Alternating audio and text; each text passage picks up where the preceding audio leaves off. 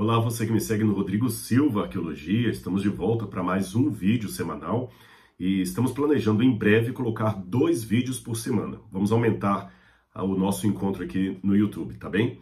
Hoje eu gostaria de falar com você um pouco sobre um recente achado arqueológico no Egito, que cerca de 50 ou 56 múmias foram encontradas, a maior parte delas dentro do seu sarcófago, ainda intactas.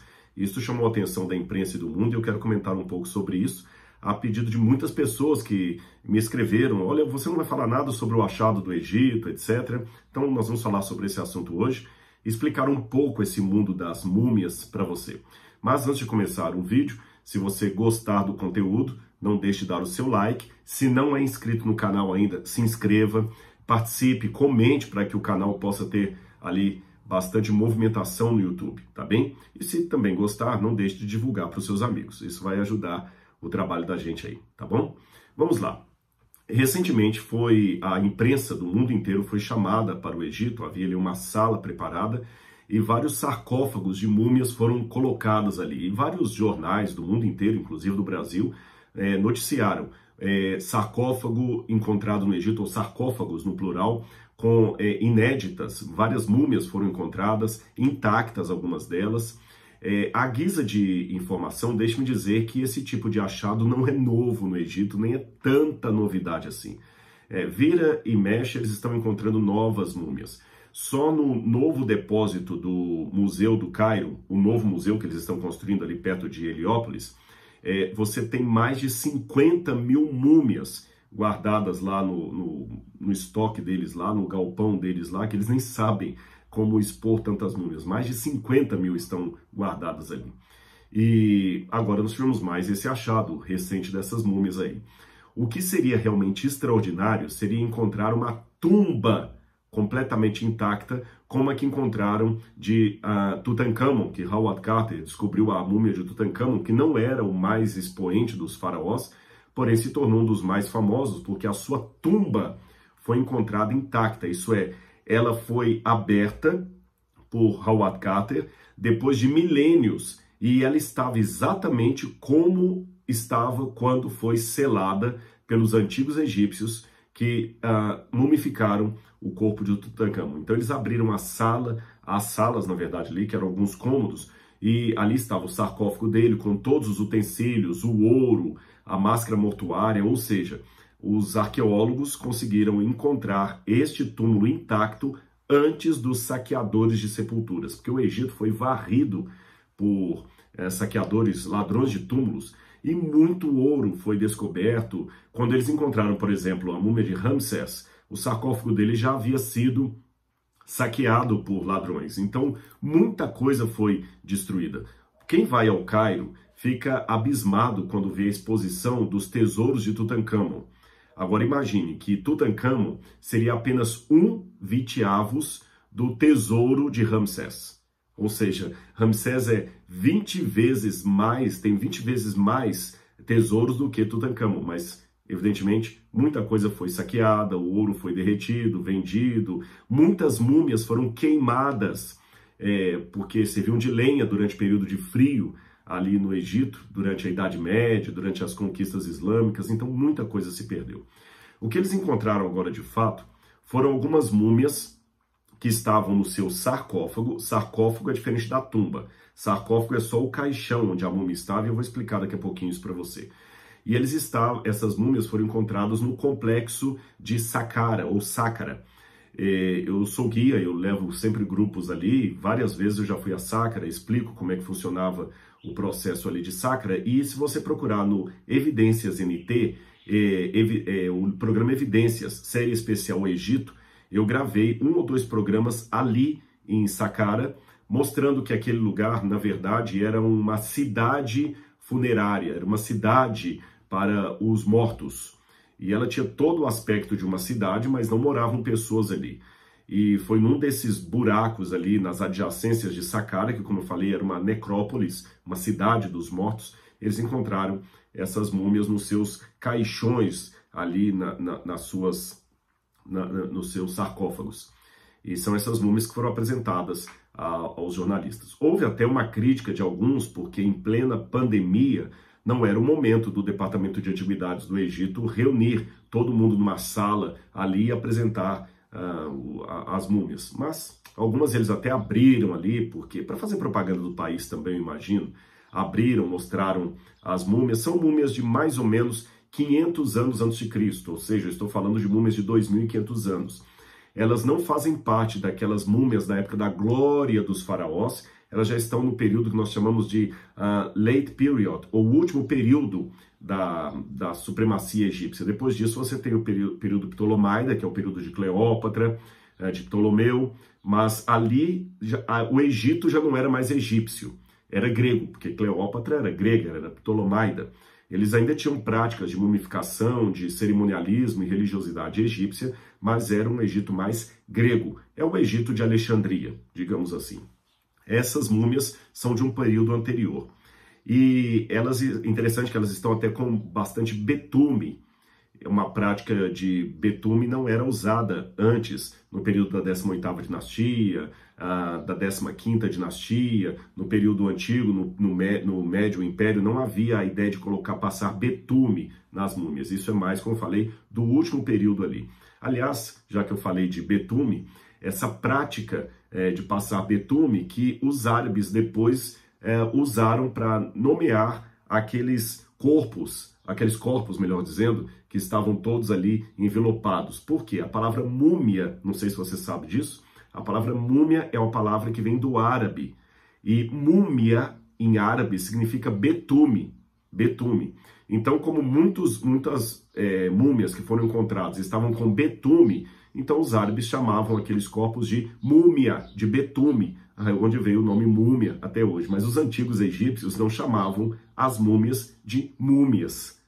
Curioso, só uma curiosidade da história. Elas foram encontradas ali, e o que significa tudo isso? Bom, eu vou explicar para você partindo lá desde os primórdios do Egito. Quando você estuda a mitologia egípcia, principalmente algumas das ideias que eles têm de criação do mundo, etc., logo após o mundo ser criado, Osíris, que se tornou o supremo deus do panteão egípcio, Osíris e sua irmã e esposa, ela era irmã e esposa, Ísis, se tornaram os guardiães de uma terra de delícias, o Éden, na mitologia egípcia, que para eles seria justamente o Egito, ali ao longo do Rio Nilo. Aqui eu tenho um livro sobre mito e história do Antigo Egito, e eu tenho aqui uma foto de Osíris, como ele seria, tá bem? Osíris está aqui, e aqui embaixo você tem a esposa dele, Ísis. Esse casal aqui, e o filho deles, Horus, que às vezes Horus aparece com um rosto humano, às vezes Horus aparece dessa forma aqui, como tendo o rosto de um falcão. Esse aqui é o mesmo Horus, o filho de Ísis e Osíris. E o que aconteceu com essa família sagrada segundo a mitologia egípcia? Bem, Osíris tinha um irmão que o odiava muito, tinha ciúme dele, que era o deus Set. Set era o deus das trevas. E Set, por vingança do irmão, ele tenta matar o irmão. Na mitologia egípcia, os deuses podem ser mortos. Primeiro ele fecha o irmão num caixão e joga com pedras no rio Nilo para que o rio submergisse.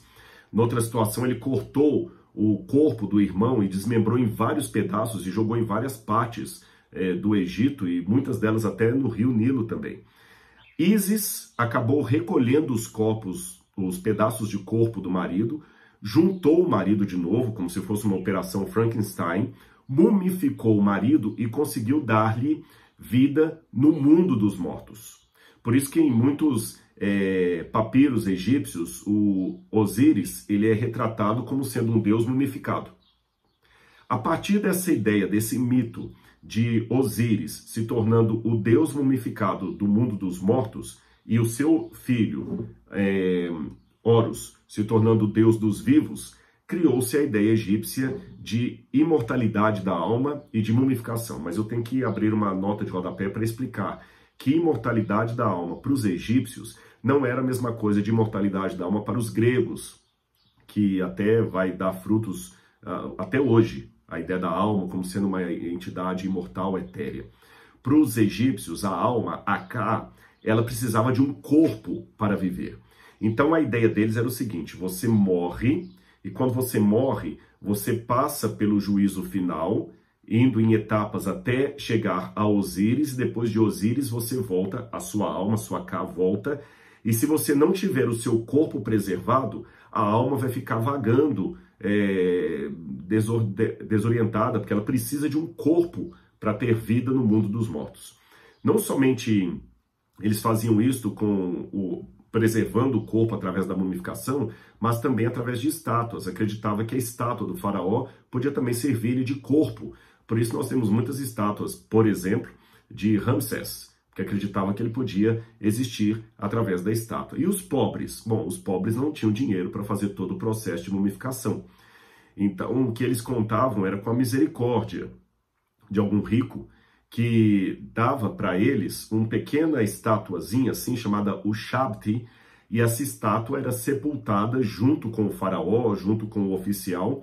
E então aquela pessoa pobre que morria poderia, no mundo dos mortos, voltar à vida através daquela estatuazinha da Ushabti, desde que ela prometesse que ia servir ao seu Senhor também na eternidade.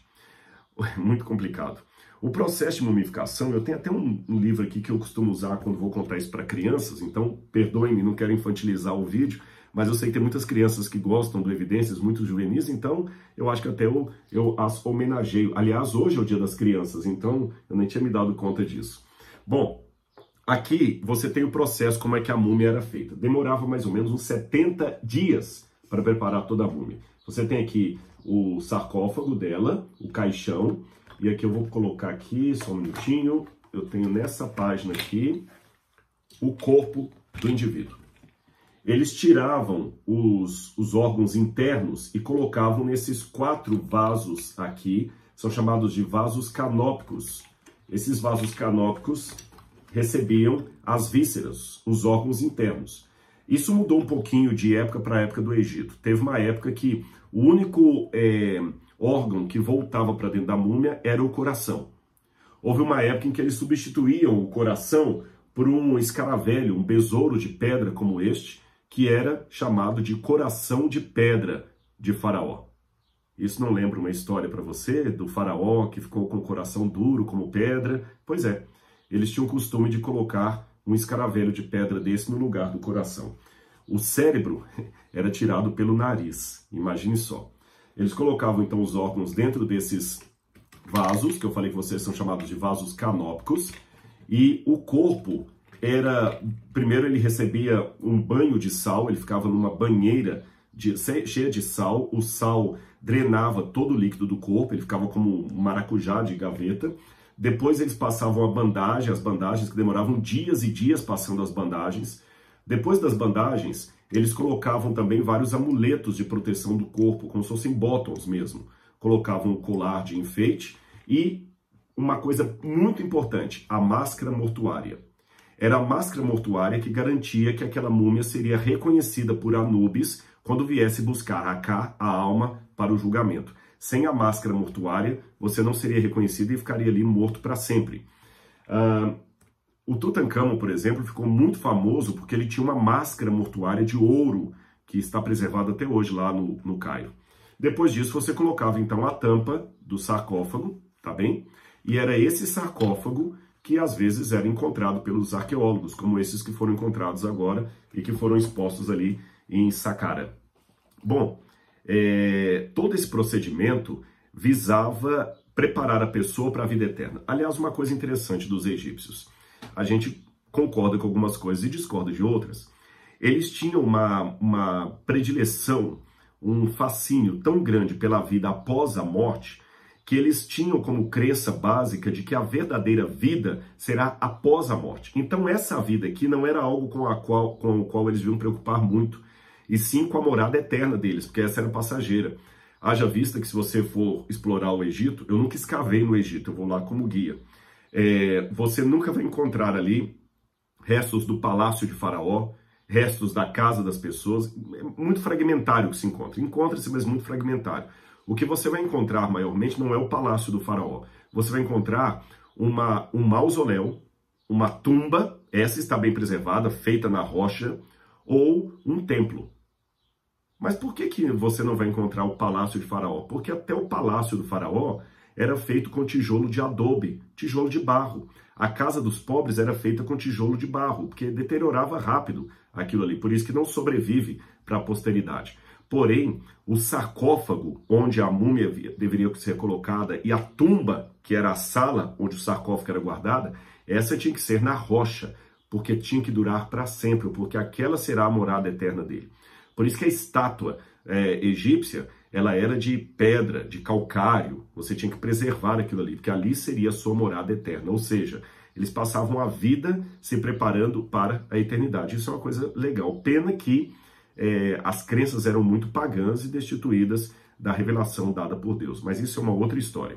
Uma outra curiosidade, eu tenho aqui um pedaço de papiro e uma réplica do chamado Livro dos Mortos. Tá bem? Você não tá vendo que tem várias inscrições aqui em cima? Esse aqui é o Livro dos Mortos. O Livro dos Mortos, ele era completamente ilustrado, e eu tenho um pedaço do Livro dos Mortos aqui, mas na extensão, o Livro dos Mortos tinha quilômetros, que coisa, tinha metros, corrigindo, metros e metros de extensão. Eu só tenho um pedacinho aqui, mas eram metros e metros. E para que serviu o Livro dos Mortos? Era caríssimo. Durante a vida, a pessoa trabalhava e juntava dinheiro para preparar o Livro dos Mortos. Essa extensão de metros, não quilômetros, de papiro, continha várias anotações, orações e uma espécie de GPS para o mundo dos mortos. Esse livro era colocado junto com a múmia e acreditava-se que a alma do indivíduo, poderia, através desse Livro dos Mortos, ter um guia seguro para sobreviver no mundo do além. Porque, por exemplo, há determinados locais no mundo do além que uma oração específica tem que ser feita. Uma duat ou amduat. Então ele sabia pelo Livro dos Mortos que aquele era o momento e o local de fazer tal oração. E ele também apresentaria, através do Livro dos Mortos, os feitos que ele teve na sua vida, as conquistas, quando ele era uma pessoa de alma piedosa. Aliás, você pode olhar que o indivíduo que mandou preparar isso aqui, ele coloca fotos aqui das libações, desenhos das libações perante a deusa Ísis, tá vendo? Apresentando oferendas com os escravos dele, ou seja, ele queria ficar bem com os deuses, e o Livro dos Mortos o Livro dos Mortos era a garantia de que os deuses iam ver que ele teve bons resultados. Também havia uma ideia de pesar o coração na balança diante da deusa Maat e coisas dessa natureza. Por isso os egípcios eram tão preocupados com a preservação do seu corpo. Tudo isso era bem distinto da promessa bíblica sobre a vida eterna. De acordo com a Bíblia Sagrada, a vida eterna não se dará por uma preservação, uma mumificação do nosso corpo. Embora, é claro, nós temos o caso de José, que teve o seu corpo mumificado no Egito e tudo mais. De qualquer maneira, não era esta a crença bíblica. A crença bíblica é a que de Deus, aquela que diz que Deus vai nos preservar através da sua promessa, mesmo que o nosso corpo desaparecer. Olha que interessante o que a Bíblia diz. Nós, quando ressuscitarmos, teremos corpos. Então há uma ligação da Bíblia entre o corpo e a alma, porque a alma é o resultado da união do corpo com o fôlego de vida de Deus. Então não existe alma sem corpo. Nesse ponto, a tradição bíblica dialoga com a tradição egípcia. Não existe vida sem um corpo. Então, de fato, não pode ter uma alma sem um corpo, uma Ká sem um corpo, uma Nefesh, como diz em hebraico. Por outro lado, esse corpo que os egípcios procuravam tanto preservar não era o motivo da preocupação de Deus, porque o novo corpo que nós teremos será esse corpo revestido de imortalidade, revestido de glória. Aliás, a promessa bíblica é que nós teremos nosso corpo transformado para ser igual ao corpo da glória de Cristo. Mas e uma pessoa que morreu há 2000 anos, que foi cremada, que não sobrou nada, que só tem pó? E, aliás, eu já escavei na Jordânia um pedaço, ali onde estava escavando em Tel Jalul, e eu encontrei ossos humanos, e eles vão fragmentando na mão. Realmente desaparecem com muita facilidade. E aí? Isso não é problema para a promessa bíblica. É para a crença dos egípcios, mas não para a Bíblia. Porque olha o que diz aqui Romanos, capítulo 4, versículo 17. Porque está escrito: por pai de muitas nações te constituí, está falando de Abraão, perante aquele no qual creu, o Deus que vivifica os mortos e chama à existência coisas que não existem. Ou seja, a pessoa pode ter morrido há milhares de anos, pode ter tido seu corpo virado farinha, não tem problema.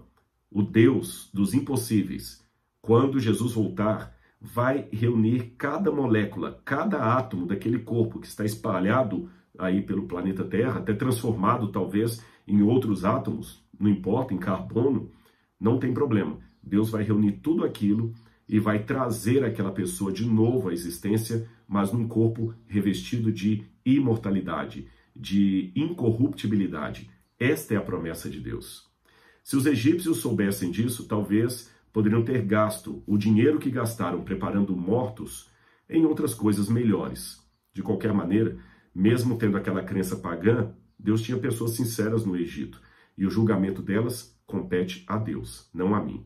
Eu hoje apenas olho os egípcios e eu discordo deles, algo eu aprendo com eles. Eu discordo deles, evidentemente, na ideia que eles tinham de imortalidade da alma, de paganismo, de politeísmo. Isso eu discordo. Eu sou servidor do Deus de Moisés, não do Deus de Ramsés, não do Deus de Tutmoses. Eu sou servidor do Deus de Abraão, de Isaac e de Jacó, não dos faraós do Egito. Eu sirvo a Jesus, não a Horus. Jesus era o filho de Deus, Horus é o filho de Osíris. Eu sirvo a Jesus. E antes que alguém coloque algum comentário, aquela crença do Zeitgeist que Jesus é uma versão de Horus, que é um plágio da lenda de Horus, isso não procede. Tem uma evidência sobre isso também, viu? Analisando detalhadamente essa acusação. Mas voltando à minha conclusão aqui, eu adoro o Deus da Bíblia. Mas algo eu aprendo com os egípcios. Eles não colocavam esta vida em primeiro lugar. Eles se preparavam para a eternidade. E isso é bonito. Isso é bonito. Eles passavam a vida toda se preparando para a eternidade. Ainda que tivessem uma visão equivocada acerca da imortalidade e da promessa de Deus do que acontecerá depois da morte. Apesar do seu equívoco, é louvável o procedimento deles de valorizar aqui a vida por vir. E nisso eu acho que eu posso aprender algo com os antigos egípcios que mumificaram esses corpos que hoje estão apresentados ali em Saqqara. Eu também amo minha vida, amo esta vida, não a coloco em detrimento, mas eu a uso para me preparar para o porvir, onde eu não terei mais pranto, nem dor, nem múmias para serem encontradas, porque a morte já não existirá. Esta é a promessa de Deus. Aquele que está em Cristo, ainda que morra, viverá. Um grande abraço e até o nosso próximo vídeo.